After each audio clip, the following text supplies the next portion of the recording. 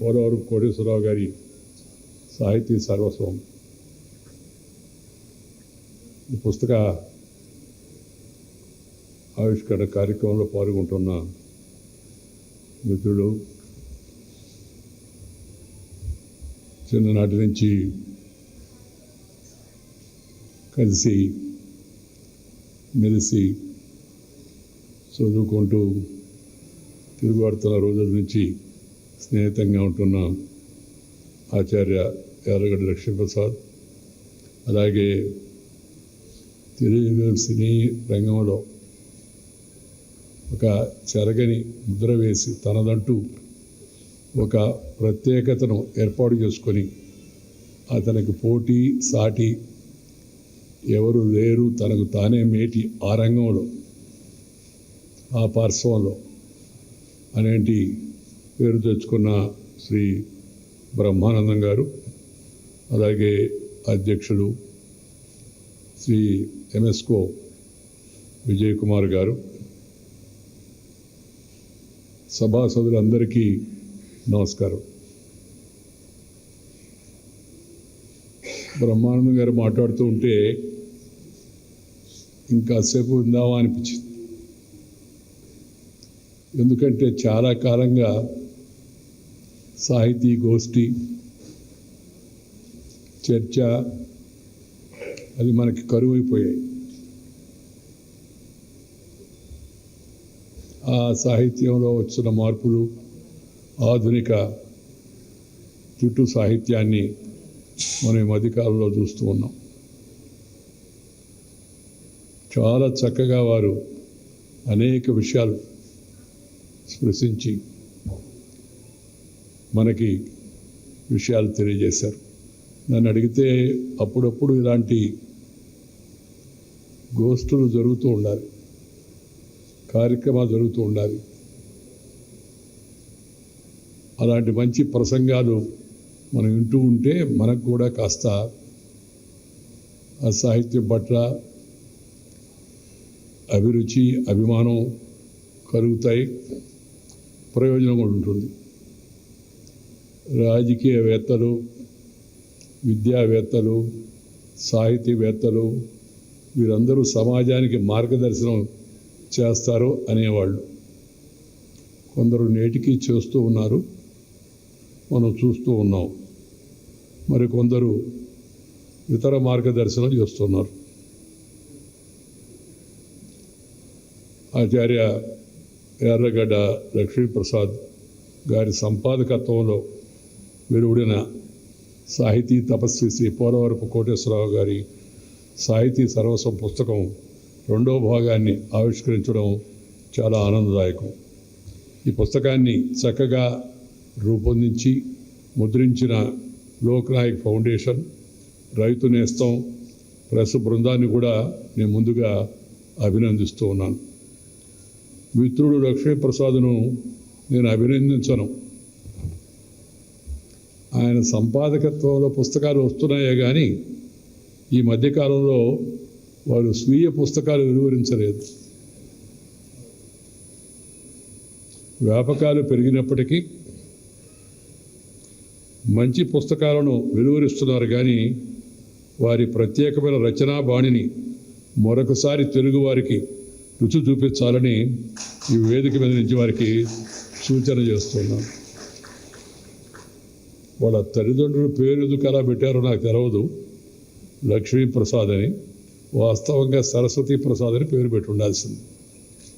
అద్భుతమైన విజ్ఞానం, భాష, విషయ పరిజ్ఞానం లక్ష్మీప్రసాద్ దగ్గర ఉంది. తెలుగు, హిందీ ఉభయ భాషల్లో కూడా ఆయన చాలా సౌలభ్యంగా మాట్లాడగలడు, రాయగలడు. అలాంటి వారి ఆలోచనలను మనం తెలుసుకోవాల్సిన అవసరం ఎంతో ఉంది. అలా తెలుసుకుంటూ ఉండాలంటే విషయాలపైన పుస్తకాలు వస్తూ ఉండాలి. సంపాదకత్వం వేరు, స్వీయ రచనలు వేరు.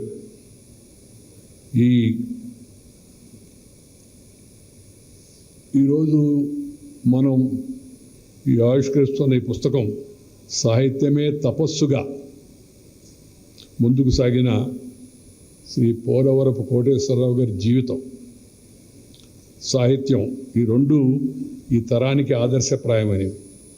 వారి జీవితము అలాగే వారి సాహిత్యం ఈ రెండు కూడా నేటి తరానికి ఆదర్శప్రాయమైనవి. కృష్ణా తీరవాసి అయిన శ్రీ పోలవరపు కోటేశ్వరరావు గారు అక్కడి జీవితాలను తమ రచనల్లో ఆవిష్కరించారు.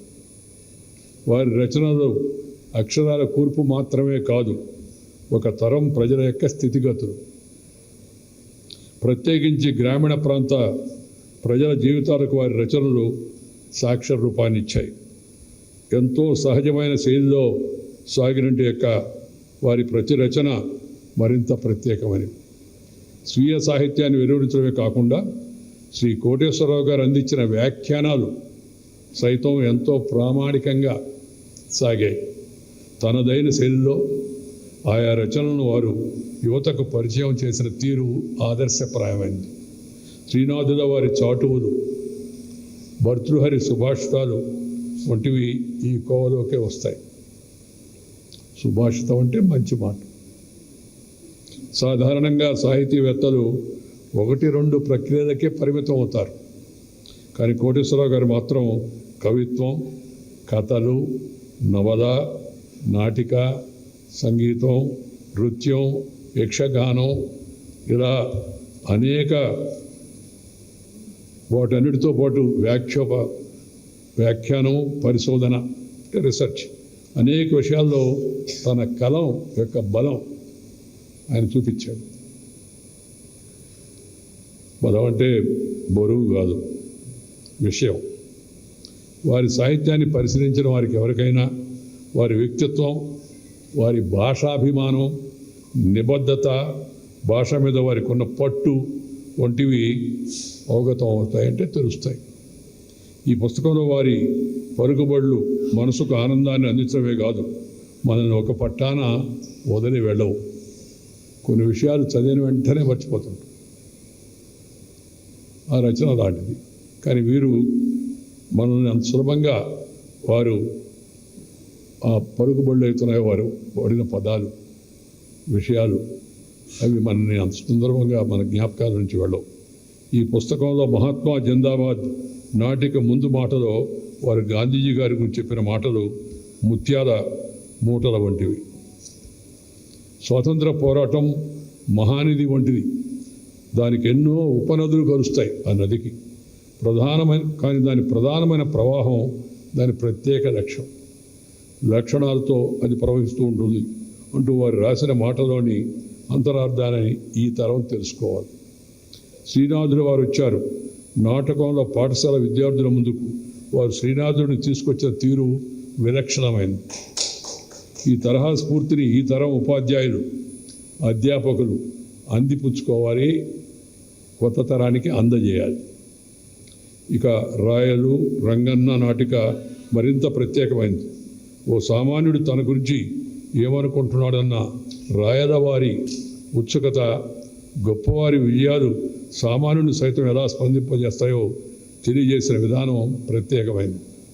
శ్రీ కోటేశ్వరరావు గారి సాహిత్యం మొదటి భాగాన్ని 2021లో యార్లగడ్డ వారు నాకు అందజేశారు. ఆ సందర్భంలో వారిని ప్రత్యేకంగా అభినందించారు కూడా.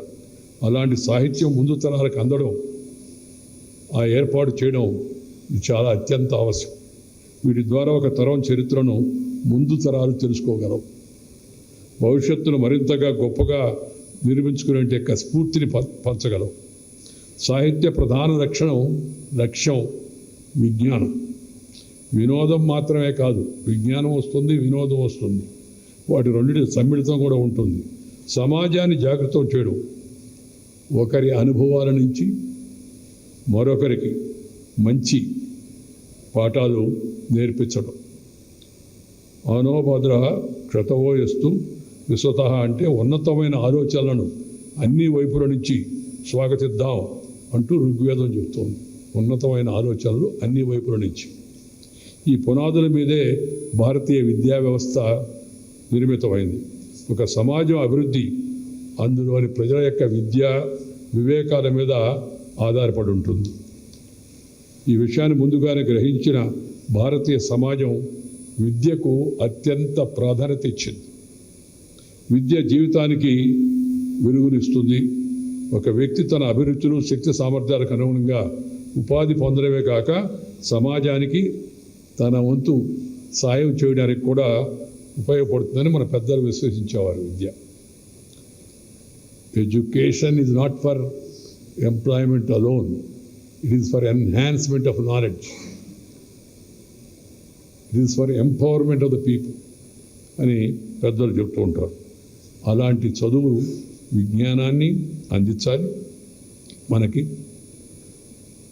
దాని ద్వారా మనం వెలుగు పొంది ముందుకు సాగగలిగి ఉండాలి. ప్రపంచం అంతా చీకటిలో మగ్గుతున్న కాలంలోనే భారతదేశంలో విద్యా వ్యవస్థ వెలువరిసింది. ఒకప్పుడు విశ్వగురువుగా బాసిలిన మనం ప్రపంచంలో నలుమూల నుంచి విద్యార్థులు మన దేశానికి వచ్చి ఇక్కడ చదువుకున్నారు. నలంద, తక్షశిల, విక్రమశిల ఇలాంటి అనేక విశ్వవిద్యాలయాలు ఆ రోజుల్లోనే వెలిసాయి అని మనకు చరిత్ర చెబుతూ ఉంది. ఈ శృతంగా ప్రారంభమైన భారతీయ విద్యా విధానం గురు శిష్య సాంప్రదాయంతో ప్రపంచానికి ఆదర్శంగా నిలిచింది. ఆనాటి గురుకుల వ్యవస్థ, ఆ గురు శిష్య సాంప్రదాయం, సంవాదం అవన్నీ ప్రపంచంలో ఇతరులకు ఆదర్శంగా నిలబడ్డాయి. ప్రపంచంలో ఎంతోమందికి తెలియని విషయాలను అన్వేషించి పరిశోధించి ప్రజలకు చేరువ చేసేందుకు భారతీయ గురు పరంపర ప్రయత్నం చేసింది. ఈ క్రమంలో ఇందాక నేను పేర్కొన్నట్టుగా విశ్వగురువుగా అది ఎదిగింది. పరాయి పాలకుల వారు భారతీయ సంపదను కొల్లగొట్టుకొని పోవడమే కాదు, మన మనసులను కూడా కలుషితం చేశారు బ్రిటిష్ వాళ్ళు. They came, they ruled us, they ruined us, they looted us, they cheated us. It's not only cheating wealth, they have cheated the minds of some of the people also. That is most unfortunate. స్వాతంత్ర సముపార్జన తర్వాత స్వేచ్ఛను అయితే పొందగలిగాం, కానీ పరాయి పాలకులు మన మనసులో నాటిన పాశ్చాత్య ఆలోచనలు మాత్రం వదులుకోలేకపోయింది. ఈ పరిస్థితుల్లో మార్పు రావాలంటే నాటి సాహిత్యంలో ఉన్న మనదైన వైభవాన్ని ముందు తరాలు తెలుసుకోవాలి, మనదైన విలువల నుంచి ప్రేరణ పొందాలి. ఇదే స్ఫూర్తి సమాజంలో పెరగాలన్నది నా ఆకాంక్ష. అందుకే ఇలాంటి ప్రయత్నాలు మరిన్ని జరగాలి. నాటి సాహిత్యాన్ని నేటి తరానికి చేరువ చేసే ప్రయత్నం ప్రతి ఒక్కరి నుంచి మొదలు కావాలి. ఇప్పటికే శ్రీ లక్ష్మీప్రసాద్ ఈ తరహా ప్రయత్నాలు అనేకం చేశారు. ఈ నేపథ్యంలో వారిని నేను అభినందిస్తున్నాను. మనం కోటేశ్వరరావు గారి యొక్క ఆ పుస్తకాన్ని కూలంకషంగా చదివితే నాటి తీరుతెన్నులు, పద్ధతులు, సాంప్రదాయాలు, మంచి చెడు ఇవన్నిటిలో గురించి మనకి చక్కని మార్గదర్శనం లభిస్తుంది. ఇది చదవవలసిన, చదివించాల్సిన, చదువుకోవాల్సిన పుస్తకం. అలాంటి మంచి పుస్తకాన్ని తీసుకురావడం చాలా సంతోషం. దానికోసం ఈరోజు ఈ కార్యక్రమాన్ని ఏర్పాటు చేశారు.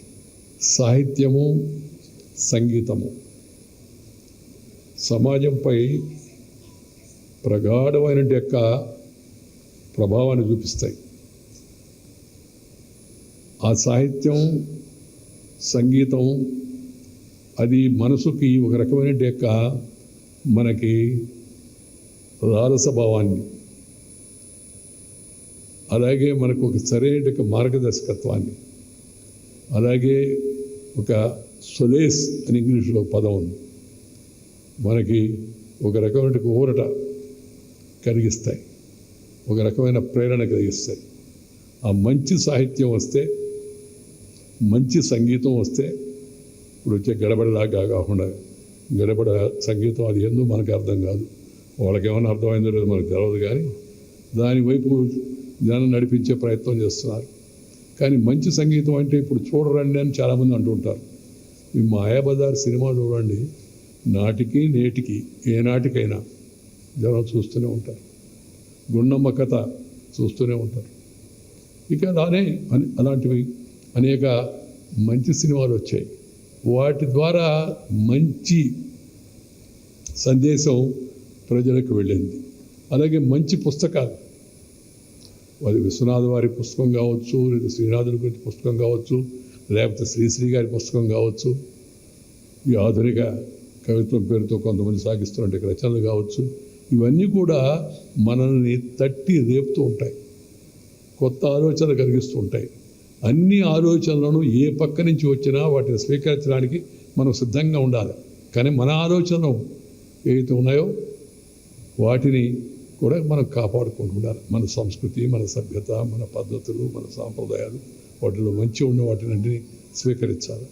దాంతోపాటు మన భాషను పరిరక్షించుకోవాలి. భాష ఉంటేనే భావం తెలుస్తుంది. భాష లేదనుకోండి భావం తెలియజేయలేము. అందుకని భాషను కూడా ముందు మనం బతికించుకోవాలి, ప్రోత్సహించుకోవాలి. ఆ భాష బతకాలంటే దానికి సులభమైన మార్గం ఏంటంటే ఆ భాషలో మనం ముందు మాట్లాడుకోవాలి. ఒకరితో ఒకరు మాట్లాడుకోవడం ఒక మంచి ఆలోచన. ఆ మాట్లాడుకున్నంతకాలం ఆ భాష ఉంటుంది. దాన్ని ఇంకా అక్షరబద్ధం చేసి మంచి సాహిత్యంతో కలిపి ప్రచురిస్తే అది మరింతగా ఉపయోగపడుతుంది, నిక్షిప్తమై కూడా ఉంటుంది. దీన్ని మనం ఈ కొత్తగా వచ్చిన ఈ నెట్ వల్ల కలిగే 16 రకాల నష్టాలని నాకు ఒక మిత్రుడు పంపించాడు. కలవడం తగ్గిపోద్ది, కలుసుకోవడం తగ్గిపోద్ది, బాయ్ చెప్పుకోవడమే. కానీ మనం మనసును కలబోసుకొని విడిపోసుకొని కూర్చొని మంచి చెడులు తెచ్చుకొనించినంటే అది పరిస్థితిని దూరం చేసింది. మన సొంత ఆలోచనలు, స్వీయ ఆలోచనలు, విజుగీష ప్రవృత్తి కలిగినట్టు మంచి ఆలోచనలు పంచుకునే అవకాశం లేకుండా అది చేస్తూ ఉంది. ఆ సమాచారం ఇస్తూ ఉంది, కొంత వేగంగానే ఇస్తుంది, నేను కాదన్న. వేగంగా ఇచ్చిన సమాచారం వేగంగానే పోతుంది, ఆలోచన నిలబడడం లేదు. పిల్లల్లో కూడా ఆలోచన చూస్తుంటే మనం ఎక్కువ మంది ఇప్పుడు ఈ నెట్ వైపు, ఆ తర్వాత గూగుల్ వైపు పోతూ ఉన్నారు. అంతా సొంత ఆలోచనలు వదిలేస్తున్నారు పిల్లలు. ఆలోచించడమే లేదు, అసలు ఆలోచన కోసం ప్రయత్నం కూడా చేయడం లేదు. దీనివలన మనకెందుకు మన ఆలోచించడం ఎందుకు, శ్రమపడడం ఎందుకు, కష్టపడడం ఎందుకు? ఈ పరిస్థితి మనం ఎవరో చెప్పాను అవుతుంది. ఈ పరిస్థితి ఇలాగే కొనసాగితే కొద్ది రోజుల తర్వాత మీ నాన్న పేరు ఏంద్ర అంటే గూగుల్, మీ ఆవిడ పేరు ఏంద్ర అంటే గూగుల్. ఈ పరిస్థితి రాబోతుంది. ఇది ఏమాత్రం ఆరోగ్యకరమైంది కాదు. అందుకని పుస్తకాల రెలవెన్స్ అప్పుడు ఉంది, ఇప్పుడు ఉంది, ఉంటుంది కూడా. ఈ అక్షర తూణీరం అంటారు కదా, అది చాలా శక్తివంతమైనటువంటి ఆయుధం. ఆ ఆయుధాన్ని మంచిగా వాడితే అది మంచి పని చేస్తుంది. అజ్ఞానాన్ని, అంధకారాన్ని దూరం చేస్తుంది, విజ్ఞానాన్ని మనకు అందిస్తుంది. అందుకని అలాంటి మంచి రచనలు రావాలి. ఆ అక్షరాల పొందిక, భాష, దాని పట్ల అభిమానం మనం పెంచుకోవాల్సిన అవసరం ఎంతో ఉంది. అలాంటి పుస్తకాలు మన దగ్గర ఉంచుకోవాల్సిన అవసరం ఉంది. మన తర్వాత మన పిల్లలకి వాటిని చదవడం కూడా అలవాటు చేయాల్సిన అవసరం ఎంతో ఉంది. దీన్ని అందరూ గమనించవలసిందిగా ఈ సందర్భంగా నేను మనవి చేస్తూ, ఎక్కువ ప్రసంగం చేయడం నాకు ఇష్టం లేదు. మనం ఒక మంచి ఉత్తమమైన ప్రసంగాన్ని మనం ఇవాళ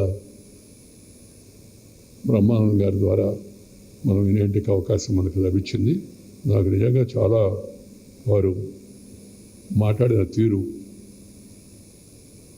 ఆ విషయ పరిజ్ఞానం, ఆ భాష మీద పట్టు, ఇవన్నీ కూడా చాలా నచ్చాయి నాకు. బ్రహ్మాండంగానే మనం చూసే సినిమాలు అంతా నవ్విస్తుంటాడు, జోకులు వేస్తుంటాడు, తాత్కాలిక ఆనందం కలిగిస్తుంటాడు. అది బ్రహ్మానందం తాత్కాలికం కాదు, దీర్ఘకాలం ఉండే మంచి ఆలోచనలు కూడా బ్రహ్మానందం గారు అందించగలరు అనే విషయం మనకి వారి సాహిత్య పిపాస వలన, మనకి పంచినట్టుగా విజ్ఞానం వలన అది దొరికింది.